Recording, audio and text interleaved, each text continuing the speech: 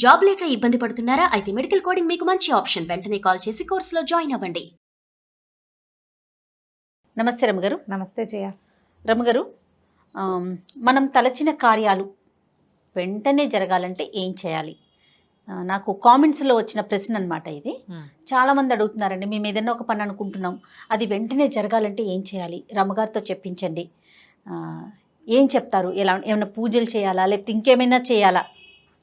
ఇలాంటి ప్రశ్నలు చాలా ఉన్నాయండి. అంటే కాదు జయ, ఏవో తంత్రాలు, ఫలానా తంత్రం, ఈ తంత్రం చేస్తే మనం అనుకున్న పని అనుకున్నట్టు అయిపోతుంది, ఇలాంటివి మనకి చాలా చోట్ల కనపడతాయి.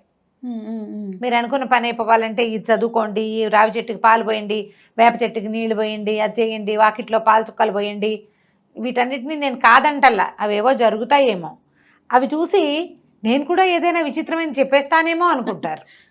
ఇప్పుడు నాకు కూడా అలాగే తలచిన పనులు ఉంటాయి, నేను కూడా అనుకుంటా. నేనేం చేస్తానో చెప్తా. థ్యాంక్స్ రమగారు, చెప్పేసేయండి. నేనేం చేస్తాను, ముందు పాజిబిలిటీ ఆలోచిస్తా. అసలు ఇది అవుతుందా? అవ్వనంత ట్రికీగా ఉండే వ్యవహారాన్ని నేను పెట్టుకోను. ఏదైనా ఒకటి చెయ్యాలి. ఇప్పుడు నేను నేర్చుకోవాలి అనుకున్నాను అనుకో, ఒక శ్లోకం, స్తోత్రం 30 శ్లోకాలు ఉన్నాయి అందులో, గడగడ చదివితే రాదు. ఒక్కో శ్లోకము నేర్చుకుంటా. రోజుకు 2 శ్లోకాలు పెట్టుకుని ఆ 2 తరో అయ్యి తర్వాత 3, 4లోకి వెళ్తా. ఏదైనా ఒక పని, ఏదైనా ఒక బజార్ వెళ్ళటం, ఓ ఊరు వెళ్ళటం, ఒకటి కొనుక్కోవటం, ఎవరితోటైనా ఒక విషయం గురించి మాట్లాడటం, ఓ పెళ్లి సంబంధం కదపటం, ఓ బిజినెస్గా స్టార్ట్ చేసుకోవటం, ఇలాంటివి ఏదైనా మొదట పాజిబిలిటీ, అసలు ఎంతవరకు సాధ్యం అనేది ఇది అవుతుందా అని. ఎప్పుడైనా మన తలచిన పనిలో మనం తలుస్తామో అందులో ఇంకా వేరే పీపుల్ ఇన్వాల్వ్ అయి ఉన్నారా అనేది చూడాలి మొదట. ఇప్పుడు నేనే బజార్ వెళ్ళటం అనుకో, నేను ఒకదాన్ని కాళ్ళు చేతులు ఆడిస్తే వెళ్ళిపోతా. నేనే నేర్చుకోవడం అయితే నేనే కాళ్ళు చేతిలో నోరో ఆడిస్తే చేసేస్తా. ఇప్పుడు నేను బజార్ వెళ్ళి నిన్ను గలవాలి, నువ్వు అక్కడ ఉండాలి కాదు? అంతేగా, నిన్ను, మీ అమ్మగారిని, మీ అక్కయ్యని, మీ మామయ్యని కూడా గలవాలి. ఈ 5గురు అక్కడ ఉండాలి కదా, ఉండాలి. అవునవును, పాసిబిలిటీస్ చూసుకోవాలి. మనం ఒక విషయం ఒప్పించాలి, ఎవరితోటైనా డబ్బులు పెట్టుబడి పెట్టించాలి, ఎవరి దగ్గరైనా అప్పు తీసుకోవాలి, లేదా తీసుకున్నప్పుడు ఇప్పుడు తీర్చలేమో, ఫలానప్పుడు తీరుస్తాము, ప్రస్తుతాన్ని నువ్వు ఊరుకో అని చెప్పాలి. అప్పుడు వాళ్ళ పరిస్థితులను బట్టి కూడా మనం ఒకసారి అటువైపు కూడా నిలబడి కొంచెం ఆలోచిస్తే అప్పుడు మనం తలచిన పని ఎంత మటుకు వస్తాం మనకే తెలిసిపోతుంది. దీంతోపాటు దైవ సహాయం తీసుకోవటం. ఇంట్లో నుంచి ఈ పని మీద బయటకు వెళ్ళేటప్పుడు తప్పకుండా ఓ దీపారాధన చేయటం, మీ పద్ధతి ఏదైతే అది ప్రార్థన చేసుకోవటం, ఒక నమస్కారం చేసుకోవటం. ఇంట్లో దేవుడికి మన కష్టం, మన ఇబ్బంది, దేవుడా ఈ పని మీద వెళ్తున్నాను, దీన్ని సజావుగా చెయ్యి అని చెప్పటం. మన ఇంట్లో ఎవరైనా పెద్దవాళ్ళు ఉంటే వాళ్ళకు కూడా ఒక మాట చెప్పటం, చెప్పి వాళ్ళు అంతా సరిగానే అవుతుందిలే అంటే మనకి ఒక పాజిటివ్ సైన్ ఉంటుంది లోపల. వీటితోటి కొంతవరకంగా పనులు అవుతాయి. ఇంకా ప్రచండమైన దైవ సహాయం తీసుకోవాలి. దేవుడా నేను ఈ పని అనుకున్నాను, ఇక తీరితే నీకు 2 కొబ్బరికాయలు కొడతాను, అలాంటివి కాకుండా ఎవరికైనా నేను కూడా సహాయం చేస్తాను లాంటివి మొక్కుకోవటం.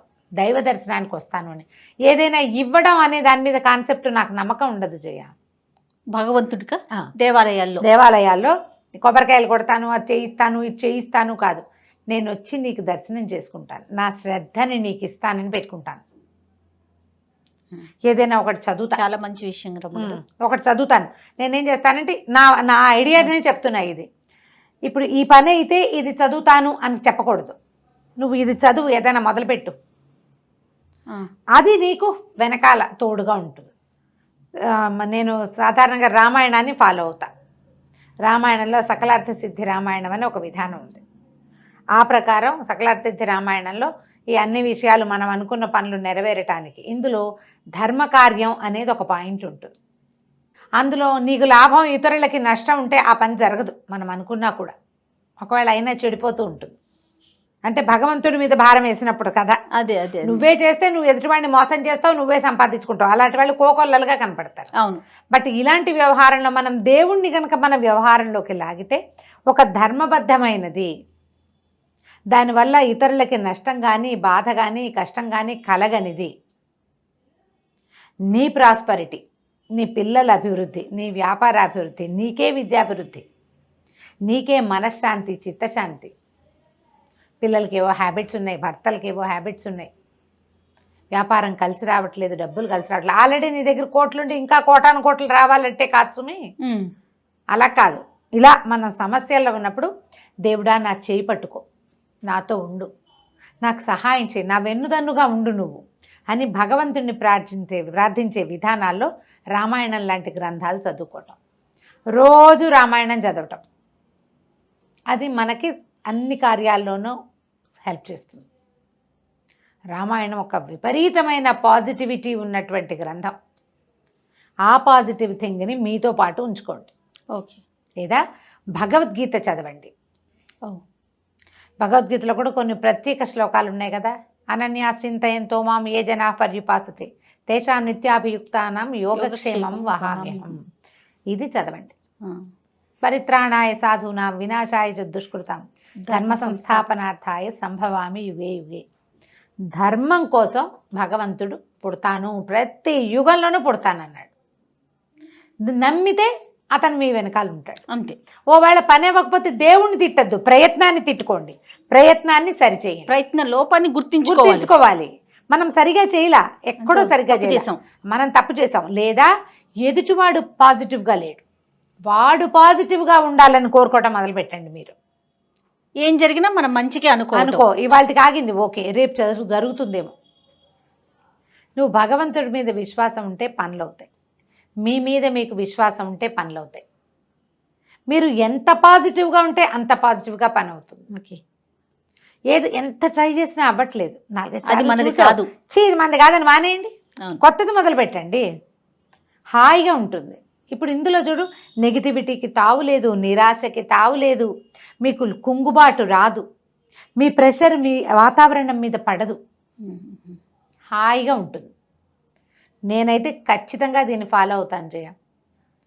ఇది మొన్నటి దాకా చెప్తున్నా ఏం చేశాను. అయోధ్యకాండలో మొదటి 2 సర్గలు శ్రీరామ గుణవర్ణనం చదివేదాన్ని. ఇప్పుడు పరశురామ పరాజయం చదువుతున్నాను. ఓకే, ఓ 30 రోజులు, ఓ 40 రోజులు అలా పెట్టుకుంటాను నేను. అది అయిపోయింది, ఇది స్టార్ట్ చేస్తా. బాగుంది, చేస్తూనే ఉంటాం, అది నడుస్తూ ఉంటుంది. తర్వాత దీంతో పాటు నాకు పాజిటివ్గా అనిపించేది ఏంటంటే పంచాయుధ స్తోత్రం అనే ఒక స్తోత్రం. విష్ణువుకి సంబంధించింది. ఇది అన్ని పనులు అని కాదు, ఏదో పని మీద వెళ్తున్నాము, ఏదో ఇబ్బంది వచ్చింది, పిల్లలు ఎక్కడైనా ఇరుక్కున్నారు రాలేదు, మనవాళ్లే ఎక్కడైనా ఉండిపోయారు రాలేదు, వాళ్ళకి అక్కడ పని ఒక బాధపడుతున్నారు. అలాంటప్పుడు మనకి సహాయం కోసం పంచాయత స్తోత్రాన్ని తీసుకోవచ్చు, చాలా సహాయం చేస్తుంది. అది ఎట్లా చేయాలంటే ఊరికే ఒకసారి కాకుండా 5 times 5 సార్లు విష్ణువు యొక్క 5 ఆయుధాలకి సంబంధించిన స్తోత్రం. శంఖం, చక్రం, గద, ఖడ్గము, ధనస్సు, ఈ 5 ఆయుధాలు ఉంటాయి ఆయనకి. శంఖచక్రాలు పట్టుకుంటాడు, మనకు కనపడుతుంటాడు. గద నిలబెట్టినట్టుగా సత్యనారాయణ స్వామి పటాల్లో కనిపిస్తుంది కదా. అవునండి. ఖడ్గము నందకం అనే ఖడ్గము, శార్ంగం అనే ధనస్సు, కౌమోదకి గద పేరు. శంఖచక్రాలేమో సుదర్శనము, పాంచజన్యము కదా. అవును. నందకము, శార్ంగము, కౌమోదకి. నందకం ఖడ్గం, శార్ంగం అనేది ధనుసు, ఈ కౌమోదకి అనేది గద. శార్ంగాయుధపాణి అని కనపడుతుంటాడు విష్ణుమూర్తి పేరు, ఆ శార్ంగం ఇదన్నమాట. ఓకే, దీన్ని కూడా మనం సహాయకారిగా చేసుకోవచ్చు. ఇప్పుడు ఇదేంటంటే ఎలా అంటే నీకు కావలసినప్పుడు చేయడం కాదు, ఇది నీ నిత్యానుష్ఠానంలో ఉండాలి. ఎస్, అవును. రోజు చదువుతావు, నీకు ఏదైనా ఇబ్బంది వస్తే చదువుతావు. ఇది ఇంకా ఎప్పుడెప్పుడు వాడచ్చో చెప్తాను నేను. మనం ఏదైనా ఒక పని కోసం వెళ్ళేటప్పుడు, ప్రయాణంలో, ఏదైనా యాత్రకు వెళ్ళేటప్పుడు, దేవాలయ దర్శనానికి వెళ్ళేటప్పుడు, హాస్పిటల్స్కి వెళ్ళేటప్పుడు, అనారోగ్యంగా ఉన్నప్పుడు, పిల్లలకి ఏదైనా యాక్సిడెంట్ అయ్యి ప్రమాదంగా ఉన్నప్పుడు, ఎవరికి యాక్సిడెంట్ అయినా, తర్వాత పిల్లలకి దిష్టి తగిలి పిల్లలు తెగేడు చేస్తుంటారు, నిద్రలో ఏడుస్తారు. అవును. అలాంటప్పుడు ఈ స్తోత్రాన్ని చదువుకుంటే చాలా ఫలితం కనిపిస్తుంది. విష్ణు సహస్రనామంలో లాంటిదే ఇది కూడా. 5 శ్లోకాలు పెద్దవి, తర్వాత ఫలశ్రుతి. ఇవి చదవటం వల్ల మనకి ఏ ప్రయోజనం లభిస్తుందో చెప్పే ఒక 4 శ్లోకాలు, మొత్తం ఆల్ టుగెదర్ 9 శ్లోకాలు. నేను ఇది చదువుతా. ఇది రోజు చదివే అలవాటు. ఏదైనా ఇట్లా సమస్యగా ఉంది, రాత్రులు నిద్ర పట్టలేదు, ఏదో గాభరాగా ఉంది, పిల్లాడు ఏడుస్తాడు, ఎవరి పిల్లాడైనా, నా పిల్లాడు నీ పిల్లాడు తేడాలు, ఎవరి పిల్లాడైనా ఏడుస్తే పిల్లాడిని దగ్గర కూర్చోబెట్టుకుని అది చదివితే మెల్లిగా వాడు సెట్ అయిపోతాడు. ఇలాంటి ఏవైనా అలవాటు చేసుకుంటే మనం తలచిన పనులు అవుతాయి. మీరు ఏవి దైవ సహాయాలు తీసుకోరు, మీకు వద్దు, లేకపోతే అప్పుడు మీ మీదే మీరు నమ్మకం పెట్టుకోండి. నేను ముందే చెప్పాక పాజిటివ్గా ఉండండి. మొత్తం చుట్టూత పరిస్థితులన్నీ మనకు అనుకూలమయ్యేదాకా వెయిట్ చేయండి. అనుకూలం చేయడానికి ప్రయత్నం చేయండి. తలచిన పనులు అయిపోతాయి ఆటోమేటిక్గా. ట్రై చేయాలి కదా, ఖచ్చితంగా ప్రయత్నం అయితే ఉండాలి కదండి. ప్రయత్నం ఉండాలి కదా. దీంతో పాటు ఇంకొకటి నాకు రెగ్యులర్ ప్రాక్టీస్ ఇంకో శ్లోకం చెప్తాను. ఎక్కడికి వెళ్తున్నా సరే రాత్రి పడుకునేటప్పుడు కూడా ఆపదామ భర్తారం దాతారం సర్వసంపదాం లోకాభిరామం శ్రీరామం భూయో భూయో నమామిహం. పదే పదే రాముడికి నమస్కరిస్తే ఆయన మన ప్రాబ్లమ్స్ని సెట్ చేస్తాడు. కనీసం నీకు ఒక తాత్కాలిక ఉపశమనాన్నైనా ఇస్తాడు. నువ్వు ఎంత నమ్ముతావో నీకు అంత కుదురుతుంది. ఓకే. ఇదేంటంటే దూరంగా ఎక్కడో మిణుకుమంటున్నటువంటి జ్యోతిని చూసి అక్కడ ఒక వెచ్చదనం ఉందన్న నమ్మకంతో పనిచేయటం. దానికోసం నడుచుకుంటూ వెళ్ళిపోతాం మనం. అక్కడ వెలుగు ఉందని. ఆ వెలుగే ఇట్లా భగవంతుడి స్వరూపం. మనం ఏదైనా ఒకటి పెట్టుకుంటే హాయిగా అవుతుంది. నీకు చేయలేదనుకో. ఇప్పుడు క్రియలు కాదు ఇవి, మనమే చేసుకునేది. అవును. ఫలానా చెట్టు ఫలానా ఆకు పువ్వు ఏమీ లేదు. నీ నోరు నీ బుద్ధి. నువ్వే చదువుకుంటావు. పిల్లలకి నేర్పించండి, హాయిగా ఉంటుంది. నాన్న చదువుకో, రోజువారీ చదువుకుంటూ ఉండు. చదివితే ఉపయోగం ఉందా లేదా అని ఆలోచించకుండా అలవాటు చేసుకుంటే ఖచ్చితంగా ఆ శ్లోకాల వల్ల ఉపయోగం ఉంటుంది మనకి. తప్పకుండా రమ్మ గారు. నమస్తే. నమస్తే.